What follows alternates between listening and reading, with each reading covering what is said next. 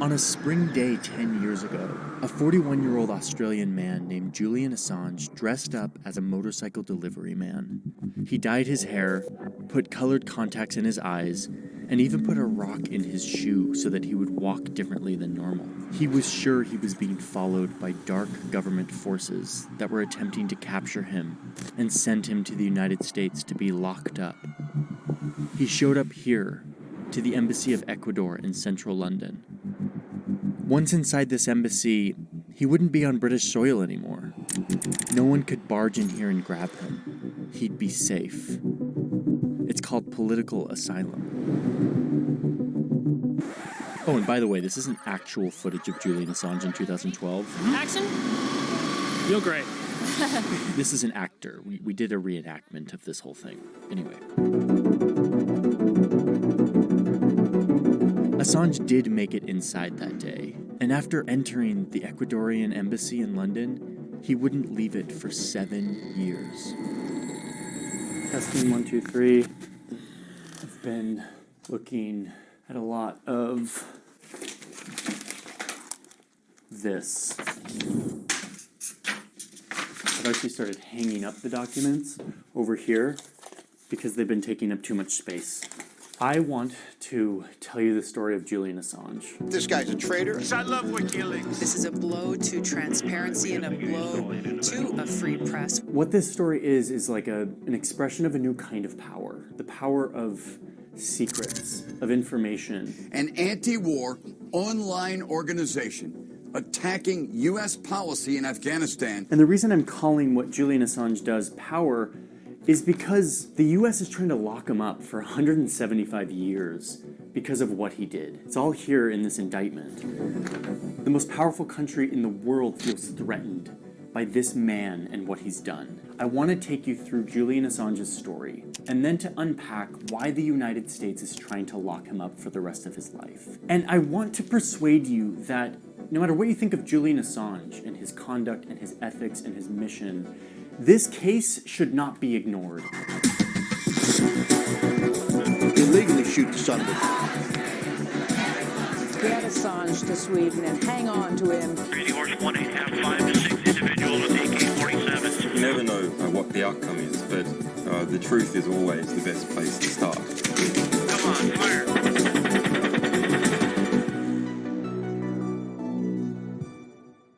Okay, wait, before we dive into this video, I want to thank today's sponsor because the sponsors are the people who make these videos possible. They allow me to do this as my job. Thank you, NordVPN, for sponsoring in 30 days. So go check it out. Go see if it works for your life. Make sure you do. I really appreciate it. Now let's get back into the story. Okay, let's get up to speed really quickly on who this guy even is and how he ended up trapped in an embassy in London. Julian Assange is an Australian hacker who spent most of his life breaking into computers and getting his hands on information that he wasn't supposed to see, but that he believed the world should see.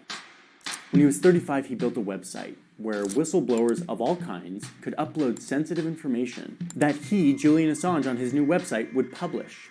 And the upside of all of this was that these whistleblowers would remain totally anonymous. He claimed that even he wouldn't know who his sources were. So that was 2006. Julian Assange builds WikiLeaks. And soon after, he starts receiving submissions. Like, people start giving him documents that are supposed to be secret, and he starts publishing them. Everything from drone strikes in Yemen, to oil scandals in Peru, to corruption in the Arab world, Tibetan uprisings in China. Leaks like this sort of seem common to us now, but this was like 2007. WikiLeaks was a totally new thing. It was this open source intelligence website acting in the name of no government, with no location, but with this very idealistic vision of making the world's information totally transparent, exposing corruption, exposing government secrets. Understand how far you can push government into doing something that is just by exposing injustice. But WikiLeaks wasn't really noticed until 2010, when something happened that would change everything. In Iraq, there was a 22-year-old American intelligence analyst named Chelsea Manning. Horrified by what she was seeing, she decided to download hundreds of thousands of classified documents from military computers and upload them directly to WikiLeaks. Of course, our top story this morning, the White House blasting the release of over 90,000 U.S. military records. It was the biggest leak in history. And this is the stuff we've been looking through over the past few weeks. Hundreds of thousands of classified documents containing never-before-seen details on how the U.S. conducts its war, its diplomacy, its intelligence. I mean, let me show you some of this stuff. Now, let me just do a quick disclaimer here. Going through these leaks, there is a lot of, horrific stuff. Stuff I just don't even want to talk about here. I'll go over it kind of in vague terms and let you go read the rest. But war is horrible, and what these documents reveal is like a detailed version of that. My fellow citizens, at this hour, American and coalition forces are in the early stages of military operations to disarm Iraq, to free its people, and to defend the world from grave danger. In these leaks, we learn about secret raids. We read about scenes of U.S. military people executing Iraqi families. We also get a lot of data. The U.S. military claimed that it wasn't keeping track of deaths in Iraq, but these leaks showed that they actually were, and that the number of casualties, including civilian deaths, was actually way higher than anyone thought before. The leaks also revealed this classified footage that, again, I'm not going to show all of it here, or even the worst parts. There's more that keep walking by, and one of them has a weapon. Sullivan, copy White 6. That's a weapon. It shows a U.S. helicopter firing on a group of Iraqis who they thought were insurgents, but was really just a family, including children, walking with two Reuters journalists. Hotel 26 is Crazy Horse 18. They were carrying cameras, not guns. Request permission to engage. Come on, let us shoot. And yet in this video, you see them open fire on these people. 3 to engage over. When the space line let me know when you have it. We'll shoot. Light them all up. Come on, fire. Hey, Roger. Oh yeah, look at those dead bastards. Nice. Oh, it's their fault for bringing their kids to a battle. That's right.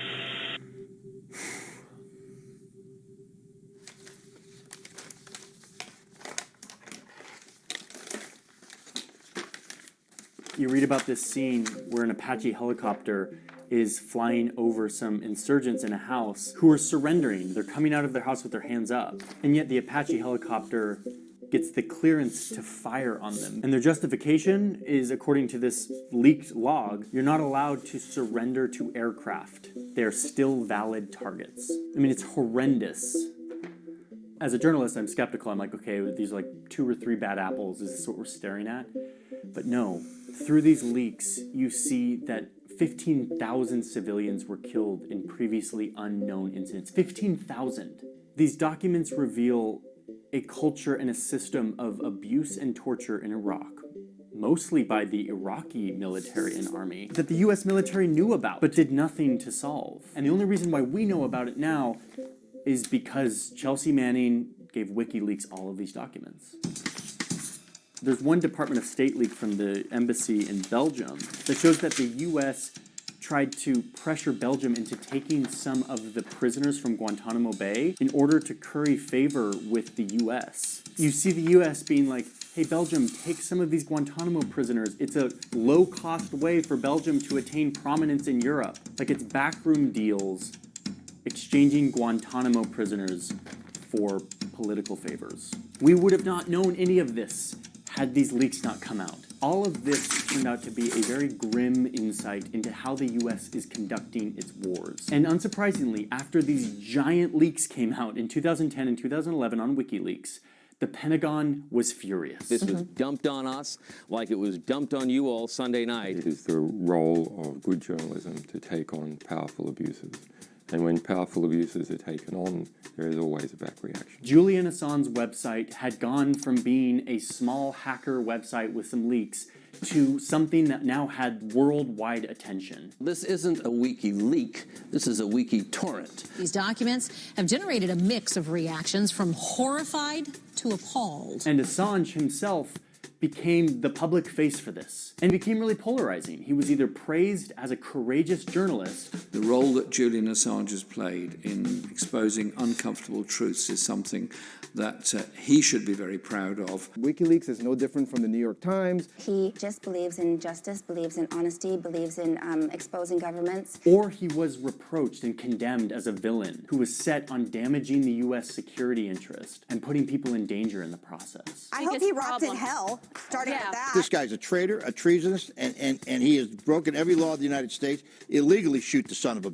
But regardless of what the public thought about him, the reality is the U.S. government now felt like they were at war with Julian Assange and WikiLeaks. The United States strongly condemns the illegal disclosure of classified information. There have been examples in history in which official conduct has been made public in the name of exposing wrongdoings or misdeeds. This is not one of those cases. And the next chapter of his life would be spent trying to avoid being sent to the U.S. to face them. And this is why Julian Assange went to the Ecuadorian embassy in London.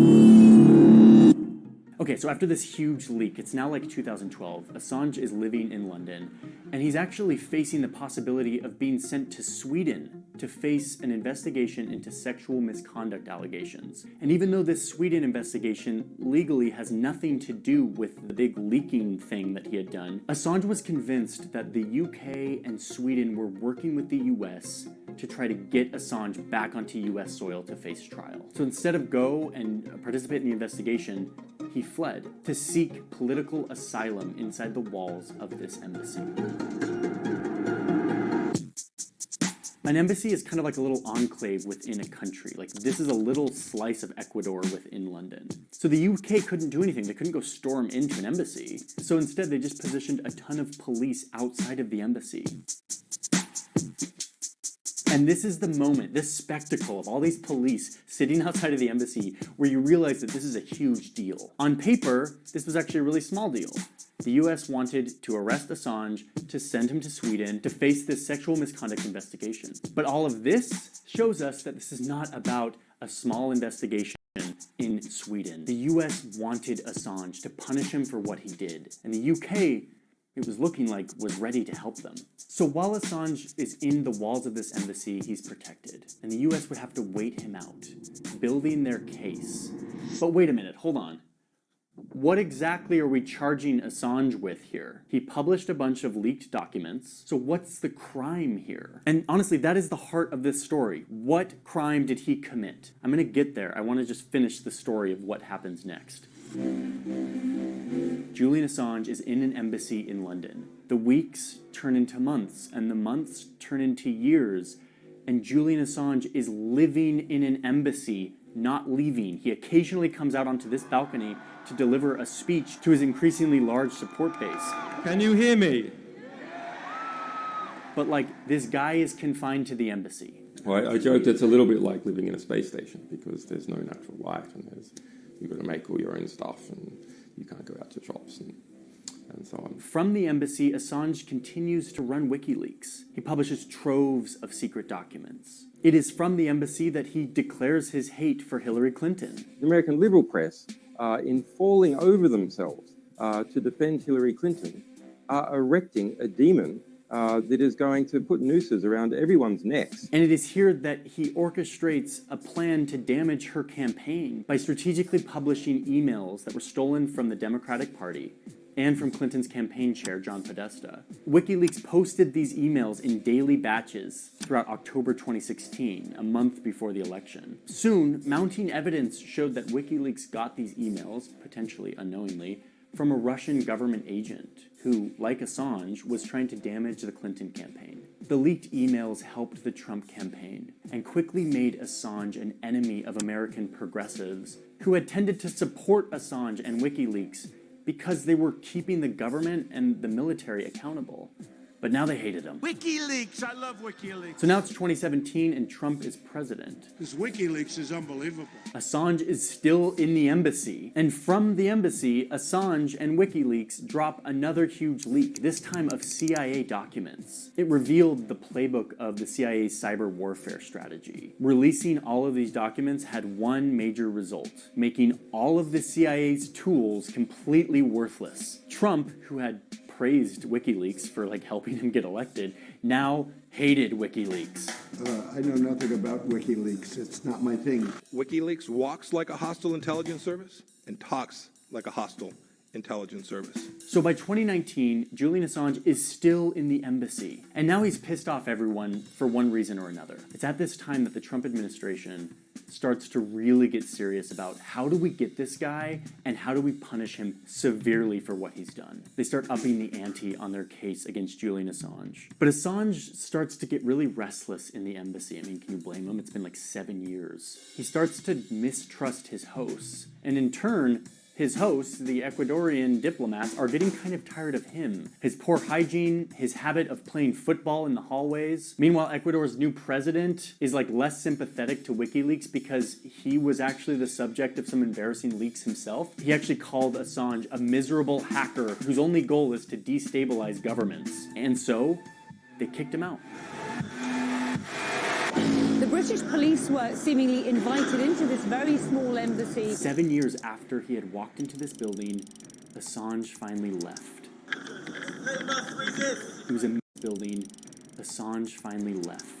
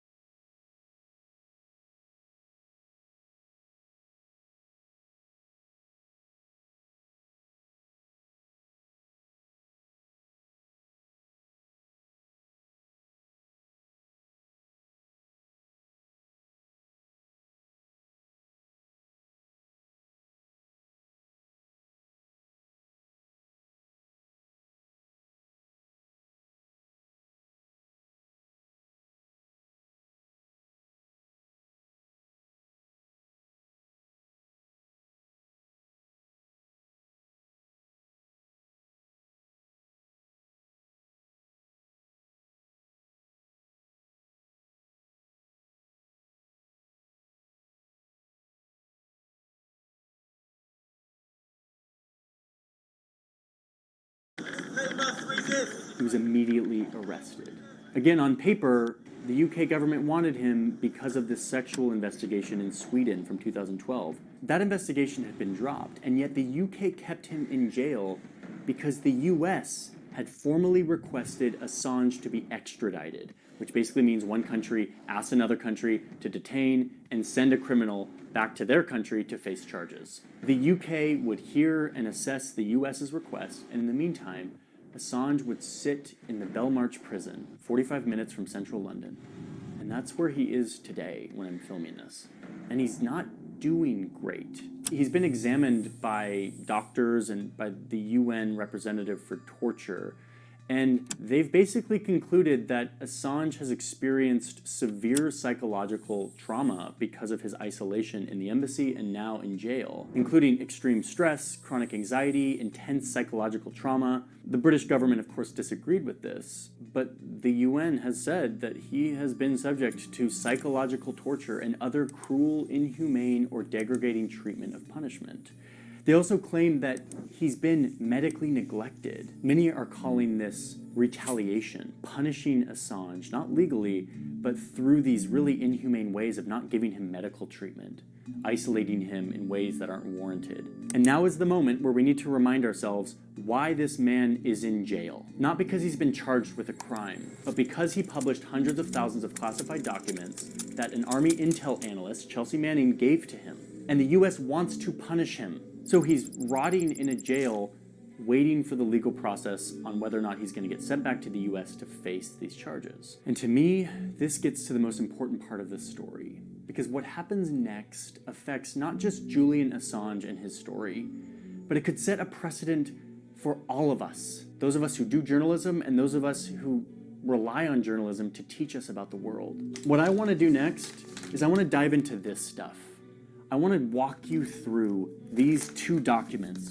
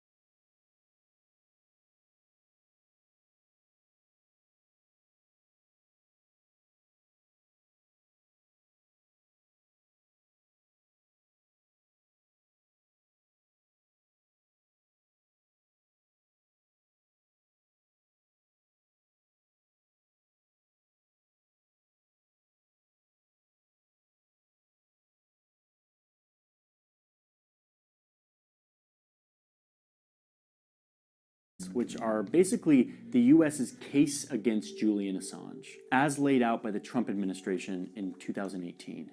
It's daunting, it's a lot of stuff, it's a lot of legal jargon, but I've been through it all, and I want to explain why this matters. Okay, let's do this. Oh shit, there we go. Okay.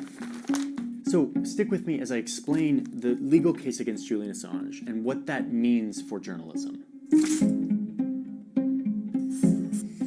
The thing that the Department of Justice focuses on is the events of 2010, when Assange received tons of classified cables and war logs from intel analyst Chelsea Manning, who was previously Bradley Manning has transitioned to Chelsea Manning. Manning had a security clearance, violated that security clearance, and ended up serving 7 years in prison for leaking all of this stuff to WikiLeaks. It would have been 35 years if Obama hadn't lessened her sentence. So the US focuses on this super giant leak. They start out by reminding us just how many documents were leaked. If you add this up, it's like over 700,000 classified documents were leaked to the world. And then they go into the actual crimes, what they see as the crimes. There's 18 counts, basically 18 instances where they allege he broke the law. In total, this would be a sentence of 175 years in prison. Luckily, we don't have to go through all 18 counts to understand them because they fit pretty nicely into three main buckets: hacking, aiding, and publishing. First, let's go into hacking, the first bucket. It's about assisting the hacking. This first allegation is the least scary for Julian Assange. It basically says that Assange worked with Manning to crack a password on a government computer so that Manning could grab documents without being detected. Incidentally, it didn't work. They didn't crack the password, but the indictment alleges that he tried, and therefore it is considered a conspiracy to commit computer fraud, which is a violation of this 80s era law called the Computer Fraud Abuse Act. It has a max sentence of 5 years, which for Julian Assange is not that big of a deal, given that he spent 7 years in the Ecuadorian embassy evading the charges. Okay, so that's the first one, the least severe. The other 17 counts allege that Julian Assange violated the Espionage Act. He has to answer for what he has done. Wait, what? The Espionage Act? Hold on. You know I printed it off and read through the Espionage Act. I mean, look at that cool font. The Espionage Act is really intense. It was passed in 1917 when we were fighting World War I. I'm going to read some of it here. Whoever, for the purpose of obtaining information respecting to states or to the advantage of any foreign nation, or otherwise obtains information concealing any vessel, navy yard, submarine base, fueling torpedo station, dockyard, canal, railroad, arsenal, factory, mine. Holy smokes, I could keep going. This law was meant to punish people who were government employees or members of the military who had government secrets and went and gave them to another nation that then hurt the United States. Basically spies, espionage, that's what it's about, espionage. Chelsea Manning violated this because she was a member of the military. She had a security clearance. She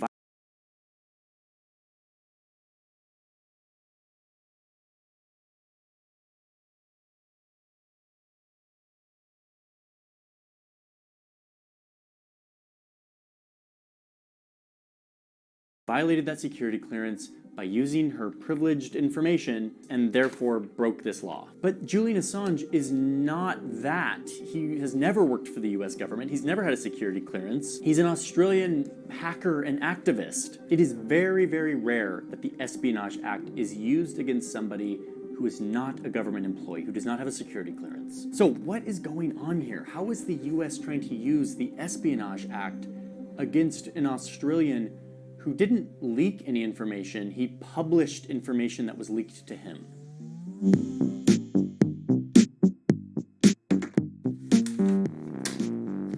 So bucket 2, I'm calling aiding or helping. The US case here uses the Espionage Act to say that indeed it was Chelsea Manning who broke the law directly. As an Army intel analyst, it was her who had access to the secrets. She leaked them. But in US federal law, we have this thing that says that if you aid someone in committing a crime, you are punishable kind of as if you've broken the law yourself. Yep, got it right here. Title 18, folks. Crimes and Criminal Procedure.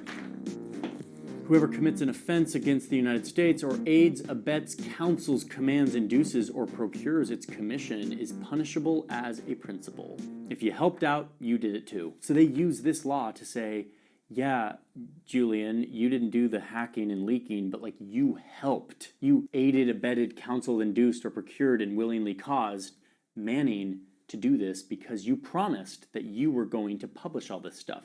So that was sort of incentivizing Chelsea Manning to do this. And that is why you are being punished under the Espionage Act. Wait, this is a giant deal. This is a big deal. This logical chain that was just created.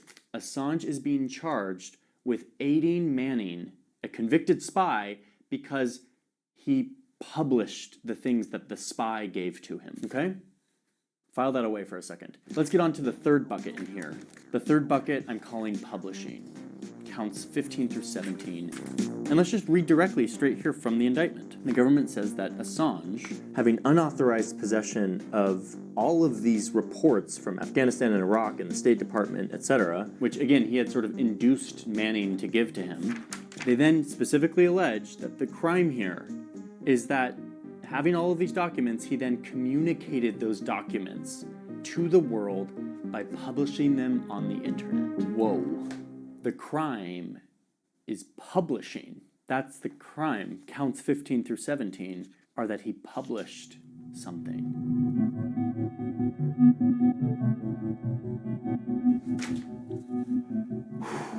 Okay, we're done with the legal talk here. Let's talk about what this means. Back to our three buckets here.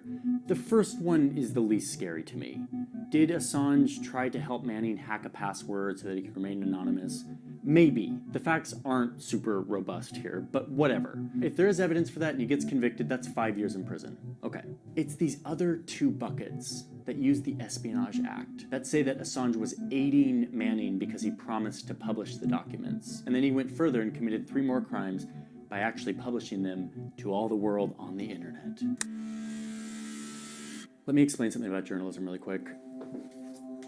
New York Times article about Iran, doesn't matter, whatever. When you read the international section or the politics section of any big newspaper, you will see quotes from officials inside the government or diplomats or whatever who request to remain anonymous, quote, because of the sensitivity of the subject. What this means is some government official talked to the reporter at the New York Times and said, hey, I kind of want to remain anonymous because I'm not really supposed to be talking to you about this, but I think the information that I'm giving you is for the public interest, and so I'm going to do it anyway. Please don't reveal my name. And the New York Times is like, okay, cool, and they publish it. That happens every single day, all of the time. That is one of the most important aspects of journalism, is that a journalist can have a source who feels protected because they can remain anonymous, even if they talk about sensitive or classified information. Why? Because in our society, we value the flow of important information for the public, even if the government has deemed it to be classified. So, according to the indictment from the Department of Justice, any New York Times article that is quoting a government official who's talking about classified information, if the New York Times publishes that, espionage. I mean, that's what they're saying here. In fact, tons of the leaks that WikiLeaks published in 2010 and 2011 were also published by Der Spiegel or the New York Times or the Guardian. Oh wait, but Julian Assange isn't a journalist. He's not like the New York Times reporter. Those are like technically legitimate journalists. No. Journalist is not a legally defined status. Journalists don't enjoy some upgraded version of free speech. All journalism takes place within the free speech laws that all of us enjoy. Oh, and I don't really need to say this, but those laws, those protections are really, really important. Free speech is what keeps our society transparent. It keeps our government accountable. It is important. And it is rare. It's a new thing. Like, being able to hold governments accountable is like kind of a brand new thing in human civilization. It's not natural, it's not guaranteed, it can easily go away. So that is why I'm concerned about this case. Yeah, go ahead, charge Julian Assange with the conspiracy to hack into a government computer. But as soon as you introduce the Espionage Act into what he did, you start to play with fire. You're setting a precedent that could easily be applied to the journalism that we rely on every day to keep us informed and to keep governments and businesses accountable. Oh, and I'm not the only one who's concerned by this. The Obama administration also worried that pursuing Assange would be dangerous for free speech and journalism. So they didn't do it. It was the Trump administration that really doubled down and tried to get Assange and charge him. And, I mean, are we surprised? So the Biden administration is sort of at a crossroads. Like, what are they going to do? Are they going to push this? Are they going to try to charge Julian Assange with espionage? Well, it turns out they are moving ahead trying to get him extradited to the US. Okay, wait.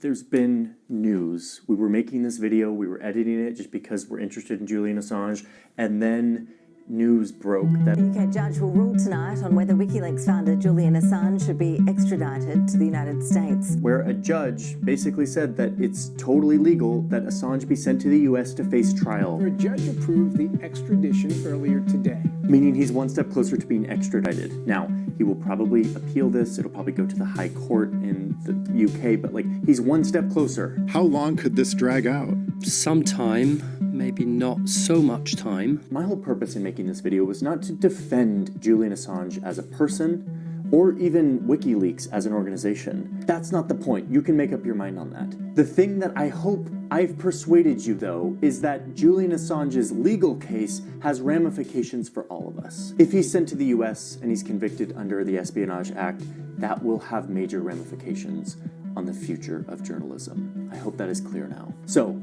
over the coming weeks and months, this case will play out, and you know that I will be paying attention to it, and my hope is that you will be too. All right, that's it. That's all I've got for today.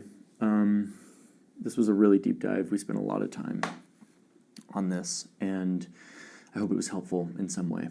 So thank you all for watching, for being here. Lots more to come. Hopefully videos in the future that are not as heavy and depressing as this one. But this one's important. So glad you watched it. Thanks for being here, and have a wonderful day.